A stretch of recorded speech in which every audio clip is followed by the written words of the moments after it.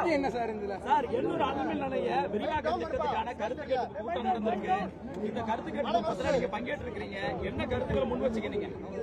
இல்ல, இது கருத்து கேட்பு கூட்டம். ஒன்னும் நான் பேசணும் இல்ல நீங்க ஏதாவது பேசணும்.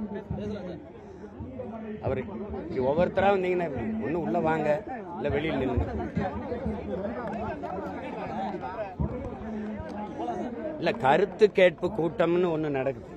நீங்க ஏற்கனவே கடலுக்குள்ள வந்து பேனாவை சின்ன வைக்கிறதுக்கு கருத்து கேட்பு கூட்டம் நடந்தது.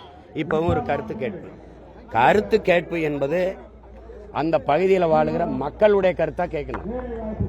நீங்க ஒரு குறிப்பிட்ட ஒரு கூட்டத்தை உட்கார வச்சுக்கிட்டு அதுல உங்களுக்கு ஏதுவான கருத்துக்களை சொல்லும் போது ஆதரவு கொடுக்கறது, மக்களின் மனநிலை கருத்து இதுதான் ஒரு கட்டமைக்கிறது இருக்குல்ல, அதுக்கு கருத்து கேட்காமலே நீங்க செஞ்சுட்டு போயிடலாம். இது ஒரு சும்மா ஒரு கண்துடைப்புக்காக ஒரு கருத்து கேட்பு கூட்டம் நடத்தணும் அப்படின்னு ஒரு கருத்துருவாக்கத்தை கொண்டு வரதை நம்ம ஏற்க இயலாது. இங்கே உங்களுக்கு தெரியும், அனல் மின் உற்பத்தி நிலையத்துக்கு அருகில் குடியிருக்கிற என் மக்கள்கிட்ட வீடு வீடாக சென்று நீங்க கருத்து கேட்கணும். அதை விட்டுட்டு நீங்க வேலை வாய்ப்பு கிடைக்கும், அதனால வருவாய் கிடைக்கும், வாழ்க்கை தரம் உயரும்னு சொல்ற வாழ்ற இடத்தையே இழந்துட்டு வாழ்வாதாரத்தை எப்படி பெருக்குவீங்க? வருவாயை பெருக்கினானு நீங்க போய் வாழ்றது. உங்களுக்கு தெரியும் இந்த உலர் சாம்பலால் வருகிற கேடு என்னன்னு. இப்ப நீங்க இதே ஊடகத்தை கொண்டு அப்படி பயணிச்சு பாருங்க, எவ்வளவு ஏக்கர் நிலங்கள் வந்து இந்த உலர் சாம்பலால் மூடி நாசமாக்கப்பட்டிருக்குன்னு பாருங்க. வீடுகளை பாருங்க, அங்க காயிற துணிகளை பாருங்க, குடிக்கிற அங்க இருக்கிற மக்கள்கிட்ட கேட்டு பாருங்க. சாப்பாடை தட்டில் வச்சீங்கன்னா அது சாம்பலா தான் நீரையும், நீங்க தண்ணீரை வச்சீங்கன்னா சாம்பலா தான். நீங்க இந்த மாதிரி நான் கருப்பு சட்டை போட்டுட்டு உள்ள போயிட்டு திரும்பினேன்னா ஒரு சாம்பல் நிற வண்ணத்துல தான் என் சட்டை இருக்கும். அப்படின்னா அந்த வாழ்விடத்துல காற்றுல எந்ததை காற்றை சுவாசிப்பனா உலர் சாம்பலை சுவாசிப்பனா? அப்ப நான் எப்படி வாழ முடியும்? என் வாழ்விடத்தை வாழ்வாதாரத்தை இழந்துட்டு எனக்கு வருவாய் பெருக்கி கொடுத்து நீ என்ன பண்ண போற? மின் உற்பத்திக்கு வேற வழியே இல்லைன்னா நீ பேசுறது சரி. அதான் சூரியலுக்கு எந்த கேடும் இல்லாத காற்றாலை இருக்குது, சூரிய ஒளி மின்பூங்கா இருக்குது, சூரிய ஒளி தகடில் தயாரிக்க முடியும், கடல் அலையை தயாரிக்க முடியும். நீங்களே வந்துட்டீங்க, காற்றாலை சூரிய ஒளிக்கு மின்பூங்கா அமைச்சு வந்துட்டீங்க. அதைத்தானே விரிவாக்கம் செஞ்சுட்டு போகணும். அதையெல்லாம் தனியாருக்கு தாரை வார்த்து கொடுத்துட்டு இயற்கைக்கு எந்த கேடும் இல்லாத மின் உற்பத்தி நிலையங்களை எல்லாம், மின் உற்பத்தி வாய்ப்பை எல்லாம் தனியாருக்கு கொடுத்துட்டு கொடும் திட்டங்களை நிலக்கரியிலிருந்து அணுவிலிருந்து அனல் புனல் எல்லாவற்றையும் அரசு வச்சுக்கிட்டு இப்படி இதை விரிவாக்கம் செய்யணுங்கிறத ஏற்க முடியாது. அந்த கருத்தை தான் நான் பதிவு பண்ணியிருக்கேன். சூழியலுக்கு என்னென்ன மாதிரியான கேடுகளை இது விளைவிக்கும் சொல்லியிருக்கேன். இப்ப மாற்று மின்பெருக்கம் இருக்கும்போது அந்த திட்டத்தை நோக்கி அதை நோக்கி நீங்க நகருங்கள் என்பதுதான் எங்களுடைய கோரிக்கை.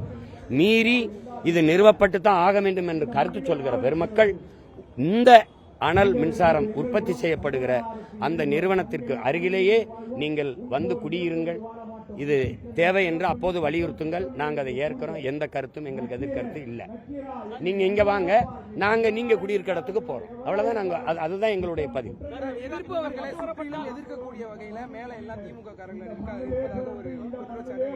இருப்பதாக ஒரு குற்றச்சாட்டு இல்லை, அதுதான் உண்மை. உங்களுக்கு தெரியுதில்ல, இருப்பதாகங்கிறீங்க. ஒருத்தர் கூட்டிட்டு வந்து அவங்களுக்கு சார்பான கருத்துக்களை வைத்து அதை பேசும்போது அதுக்கு கைதட்டுவது, ஆர்ப்பரிப்பது அதானே நடக்குது. இப்ப அது கருத்து கணிப்புங்கிறது எதுக்கு ஒப்புக்கு நடத்துறீங்க? நீங்க விரிவாக்கம் செய்யறதுன்னு நினைச்சிட்டீங்கன்னா நடத்துங்க, நீங்க செஞ்சு காட்டுங்க. நீங்க விரிவாக்கம் செஞ்சிருங்க. இந்த கருத்து கணிப்பு இல்ல. இந்த மண்ணில் நான் சொல்றேன், அன்னைக்கு எங்கள்கிட்ட வலிமை இல்லை, படை இல்லை. மக்களுக்கென்று ஒரு படை இல்லை என்றால் மக்களுக்கென்று எதுவும் இல்லைங்கிற மாசேத்தும். என் மக்களுக்கென்று ஒரு படை இருக்கு. அது நாம் தமிழர் என்கிற அரசியல் கட்சி, புரட்சி படை. எனக்கு தேர்தல், போட்டியிடுவது, வெல்வது, வாக்கு பெறுவதெல்லாம் முதன்மையானது அல்ல. என் மண், என் மக்கள், அவர்களுடைய நலன், பாதுகாப்பு, இதுதான். ஒரு வேலையும் செய்ய மாட்டேன், இங்கே இருப்பேன். நீ என்னை தாண்டி தான் விரிவாக்கம் செய்யணும்.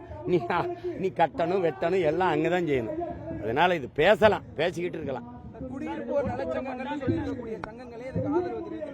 குடியிருப்போர் நலச்சங்கங்கள் என்ன, அந்த தலைமை என்ன சொல்லும்?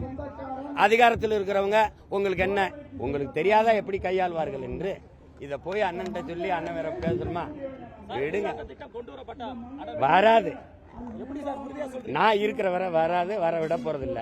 பேசிக்கலாம். தம்பி வந்துச்சா? பரந்தூர் விமான நிலையம் கட்டிட்டீங்களா? 8 வழிச்சாலை போட்டீங்களா? நீங்க எந்த கட்சி தலைவங்கல்ல, பிரபாகரன் மகன் இருக்கிற வரை நடக்குது.